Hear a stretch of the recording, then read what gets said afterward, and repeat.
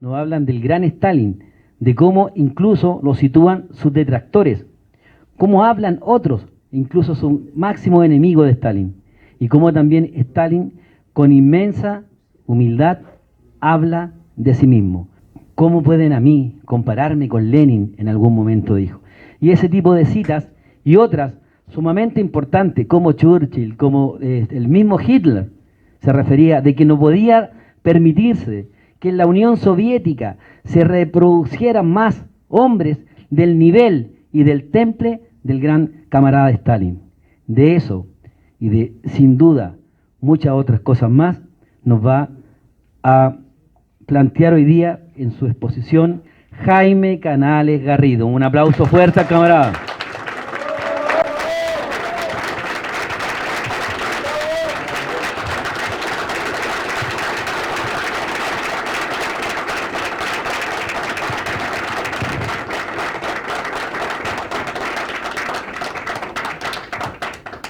Bueno, yo soy bastante malo para hablar ante un teléfono, un micrófono. No tengo dotes de artista como pero de cualquier manera, en primer lugar quería agradecer la presencia de todos ustedes, porque es realmente como un halo de que me permite seguir viviendo y seguir haciendo lo que hago, que es escribir. Y la felicidad de poder vivir en la Unión Soviética durante 12 años y luego, a partir del año 2007, volver a pisar suelo ruso, pero que ya no era mi suelo, porque lo considero que es un suelo ajeno y que está totalmente reñido con nuestra manera de ver el mundo.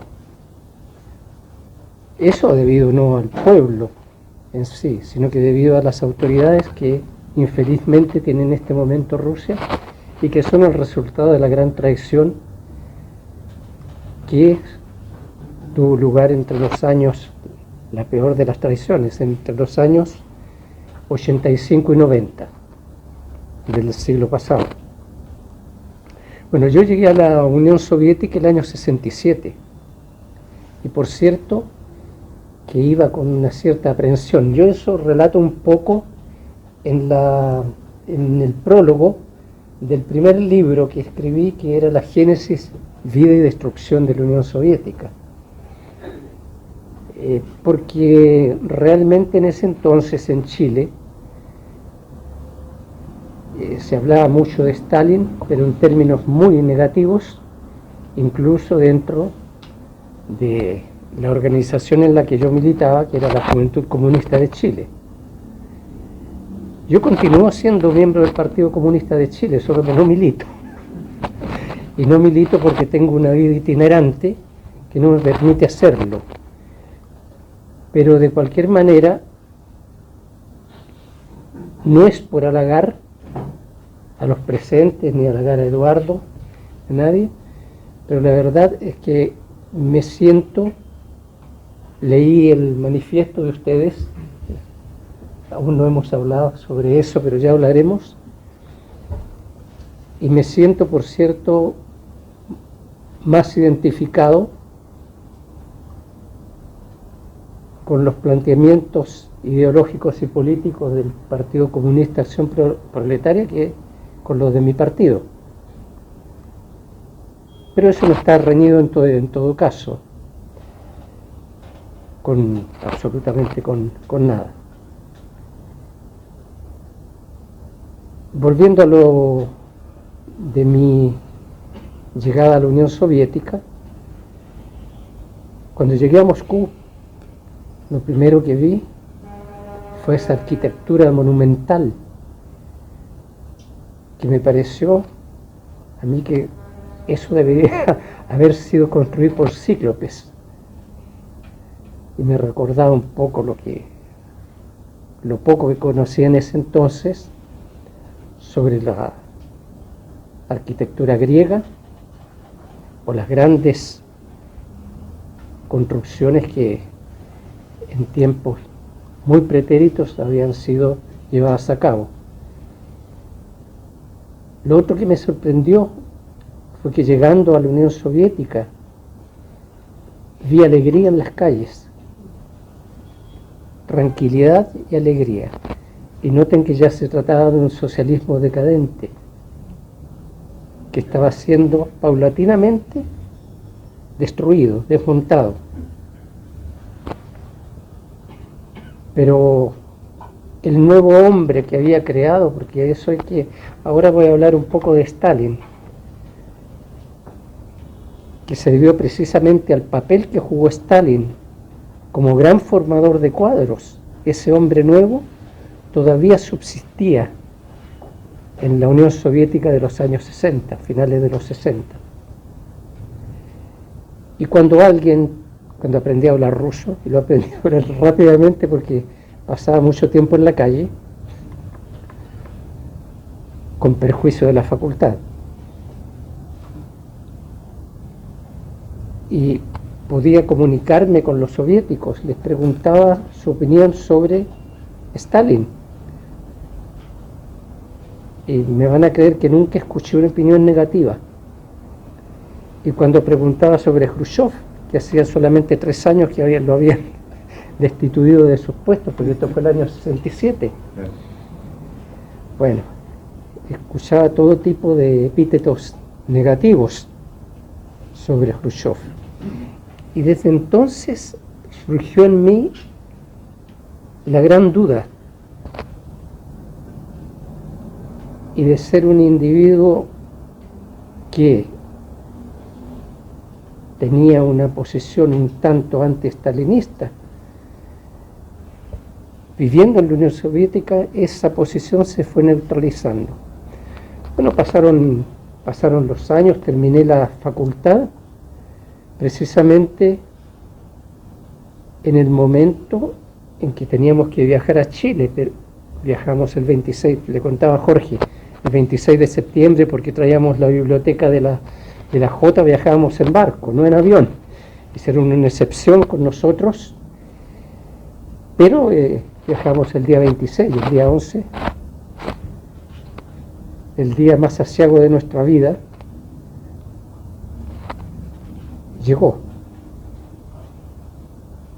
Entonces a mí me habían ofrecido ya que hiciera un doctorado, pero lo iba a hacer por correspondencia porque yo me venía a Chile. Entré a hacer el doctorado y en ese entonces, bueno, comencé a trabajar me llamaron del Comité Central del Partido, que ya estaba operando en Moscú. Primero estaba solamente Bolo de Teitelbaum, pero después llegaron otros camaradas de la Comisión Política y comenzó a funcionar el Comité Central. Y me llamaron para trabajar primero en la Comisión Económica. Comencé a trabajar en la Comisión Económica, pero como era bastante joven y hablaba supuestamente bien el ruso, me fueron transformando en un individuo que iba a todos los mítines de escuelas, de grandes manifestaciones, y fui conociendo a mucha gente.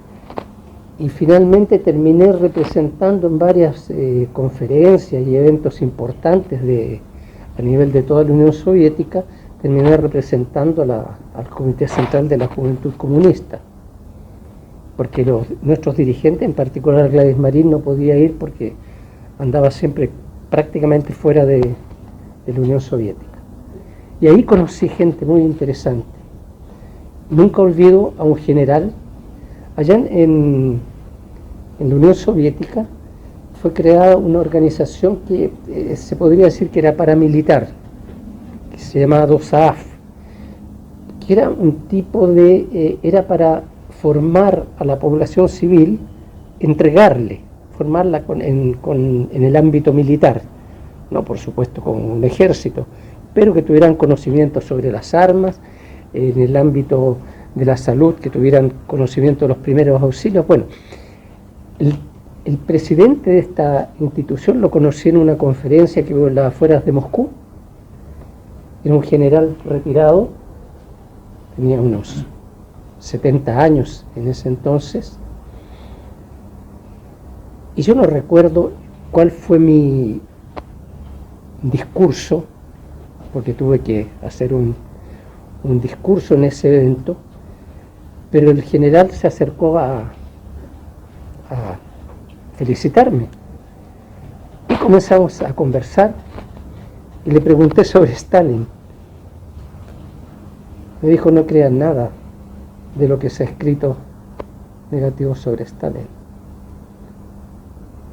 Lo mejor que pudimos tener, el mejor fenómeno que pudo acontecer en la Unión Soviética, es haber tenido un dirigente tan excelso como Stalin. Eso fue el año 74, si no me equivoco. El año 73, después del golpe, bueno, nosotros por profesión teníamos que estudiar, teníamos 2 años de filosofía. Entonces teníamos economía política, teníamos que estudiar a Lenin, de cualquier manera, Marx, Engels, Lenin. Y en esos días negros, después del 11 de septiembre, nosotros ya teníamos una opinión con un camarada mío sobre lo que había acontecido en Chile, y cómo realmente se había llevado a cabo un bluff en términos de juego de cartas, ¿no? Por parte de algunos dirigentes nuestros, porque habían estado allá y nos han dicho: no, compañero, no se preocupen, ustedes estudien, no va a pasar nada, hasta con las piedras del camino los vamos a derrotar. Bueno, en esas, sobre todo digo noches, porque yo leía de noche, de día estudiaba, me dediqué a revisar a Lenin, y de repente encontré, alguien por ahí me regaló una trilogía de Isaac Deutscher sobre Trotsky. Sobre la vida de Trotsky, que se llama el poeta, el profeta armado, el profeta desarmado y el profeta desterrado. Pero es una apología de Trotsky.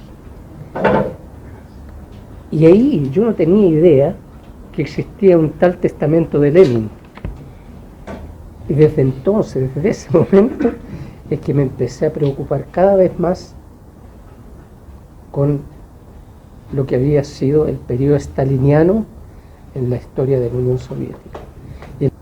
Y de ser ese individuo con una posición, digamos, en que con 20 años me parecía que Stalin era realmente un demonio, porque lo habían demonizado, me fui transformando en un stalinista acérrimo.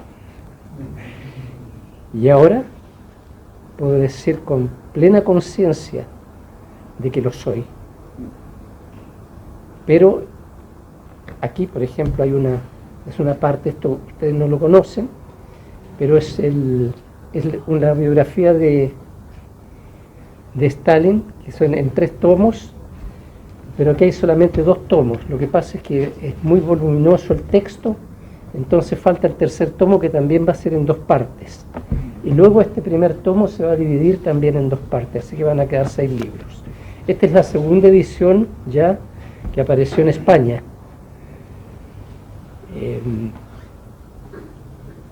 Acá se hablaba de una situación que es muy feliz para mí,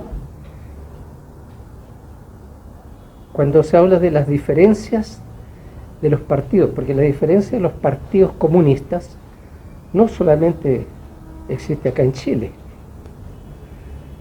existe en España, o es tanto más fuerte que acá, existe en Rusia.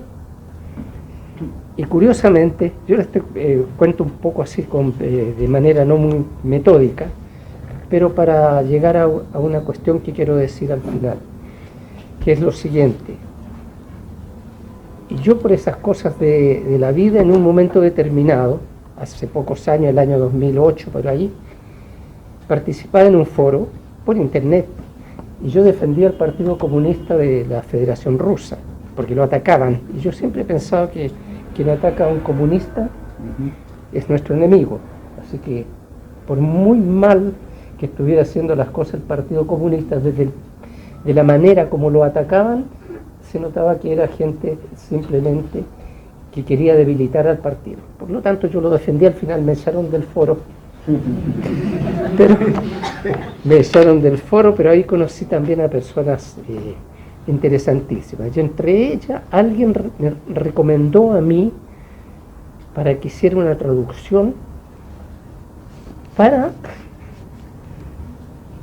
unos, me pidieron, no me recomendaron, me pidieron que hiciera una traducción para los presos políticos del Partido Comunista Renovado de España. Yo no tenía idea que existía ese partido. Pero reconstruido. Bueno, el hecho concreto es que no tenía idea y empecé a hacer las traducciones. Y en estos pasaron, qué sé yo, 3 o 4 años haciendo traducciones que iban y venían. Hasta que el compañero Arenas, Manuel Martínez, el secretario general que está preso ya hace más de 20 años, y el compañero Ponce, que también debe estar unos 20 o 30 años preso, preguntaron a los camaradas rusos, ahora les digo por qué, ¿quién me pidió?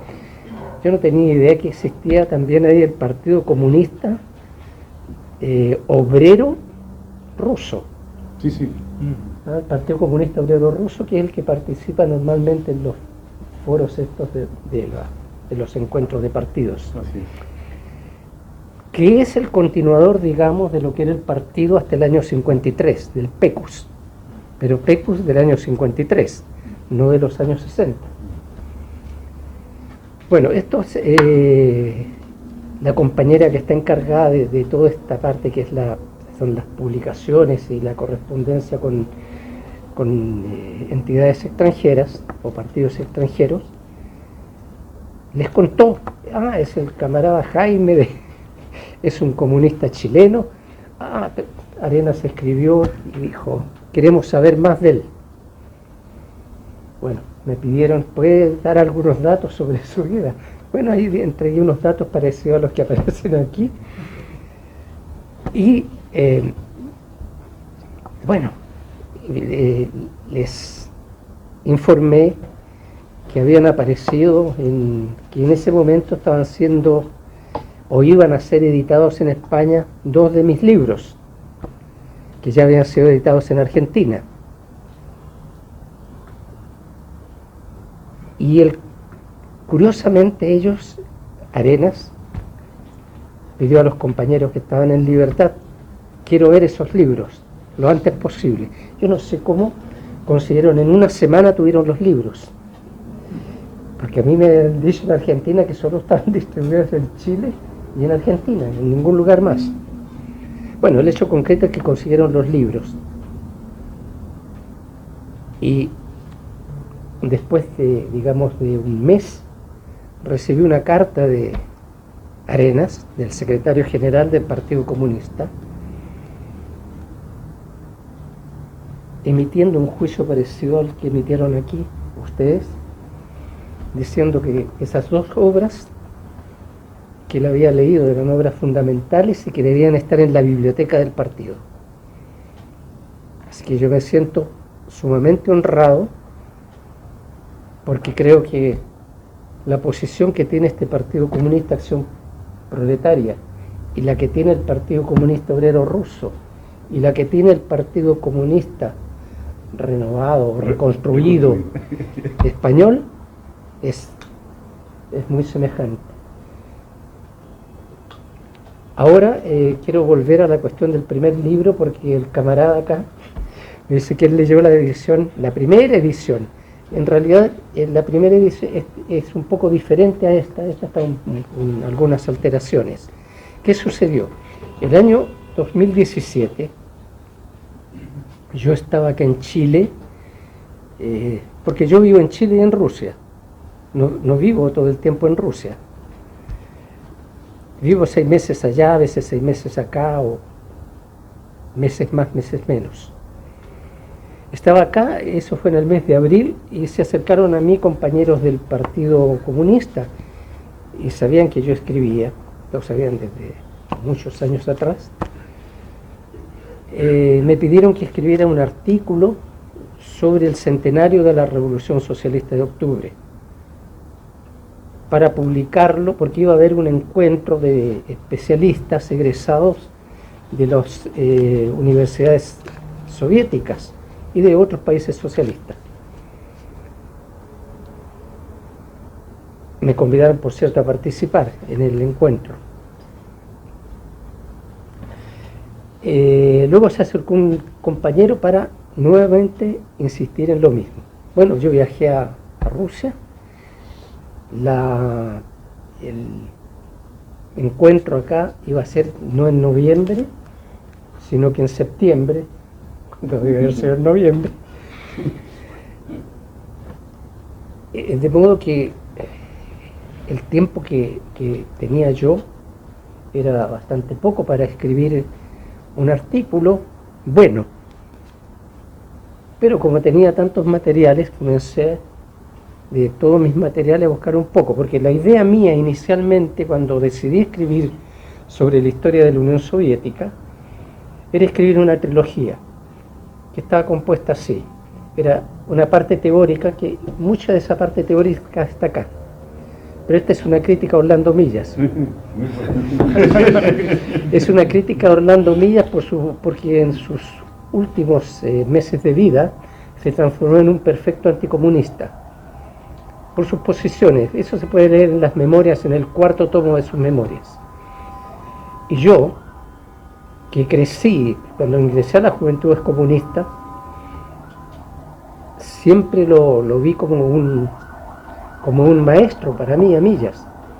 En primer lugar porque era un polemista de fuste, un muy buen tribuno y con un conocimiento muy acabado, por lo menos para mí en esos tiempos, del marxismo-leninismo.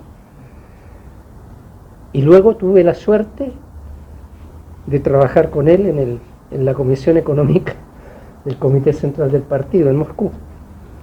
Entonces lo conocí muy de cerca y para mí fue realmente doloroso hacer la crítica que hice, pero no podía dejar pasar. Bueno, eso relacionado con esto. Volviendo al primer libro, porque el compañero me habló de eso, y quiero contarles qué fue lo que sucedió finalmente.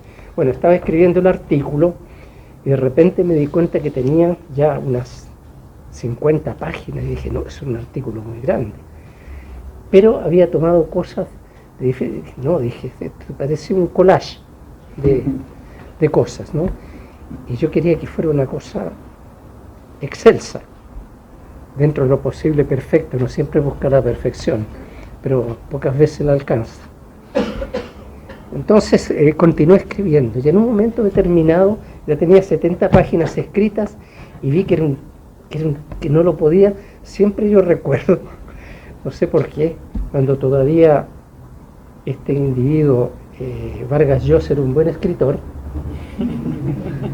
recuerdo que tenía lo último que me pareció a mí de bueno que escribió es El escribidor y la tía Julia. Y ahí el personaje es un individuo que escribe para radionovelas, radionovelas, ¿no? Escribía los guiones. Entonces, en toda esta vida agitada que él tenía con su amor por la tía Julia, que realmente era su tía, ¿no? Se enamoró de ella, supuestamente.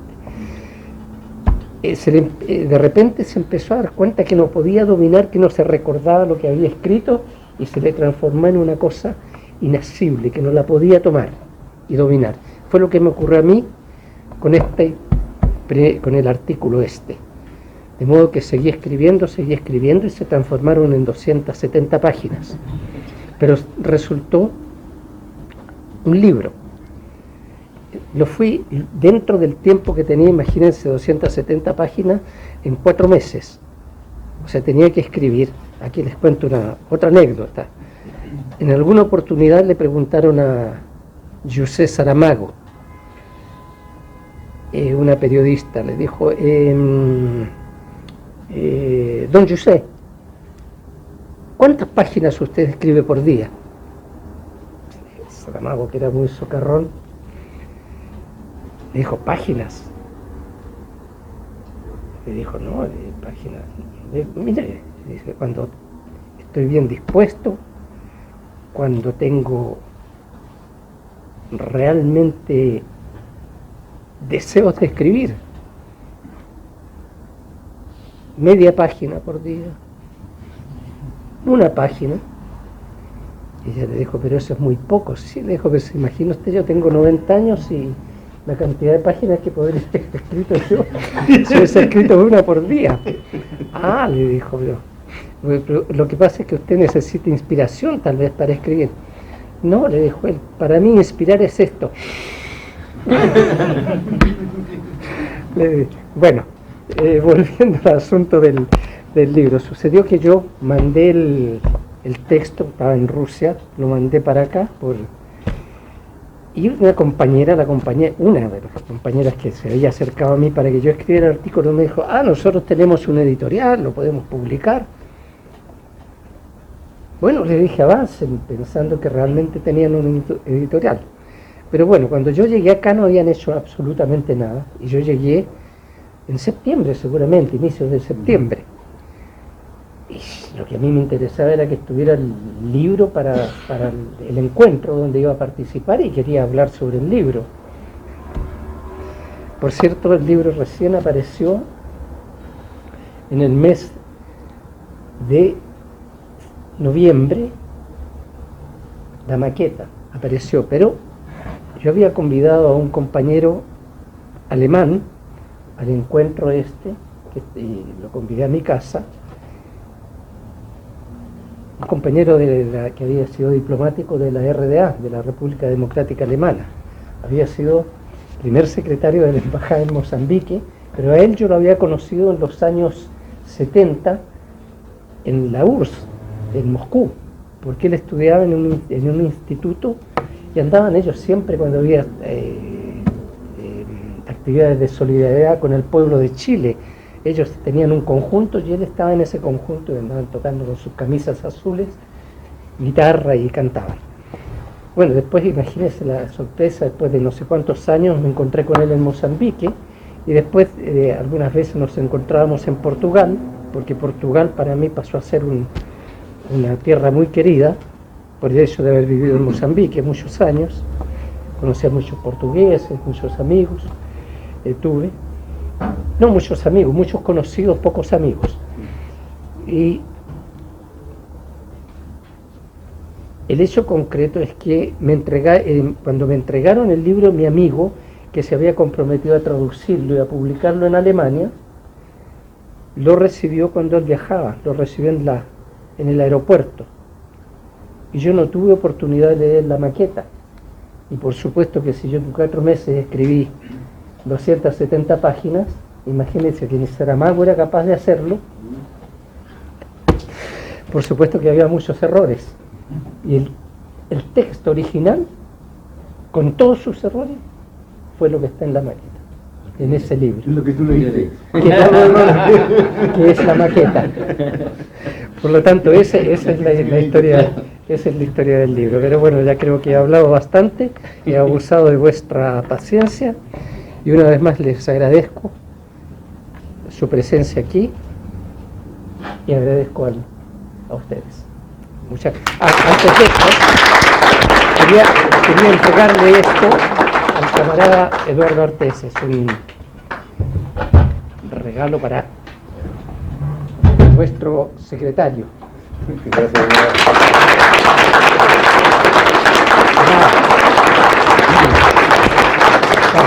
Bueno, el compañero está escribiendo el 3er tomo, dice que van a hacer 2 libros el 3er tomo, ¿ya? Es una potente biografía justamente de Stalin. Va a estar a disposición, por cierto, del partido, porque yo al recibirlo lo recibo para el partido. Pero ya vamos a tener el momento de tener ejemplares, digamos, también a Sí. disposición de los compañeros. ¿Ya? Esto se está editando en España, ¿no? Sí. En España. ¿Ya? Y vamos a ver la manera de traerlos y tener los compañeros para nuestra formación. Así que se le agradece muchísimo, camarada Caño. Muchas gracias. No.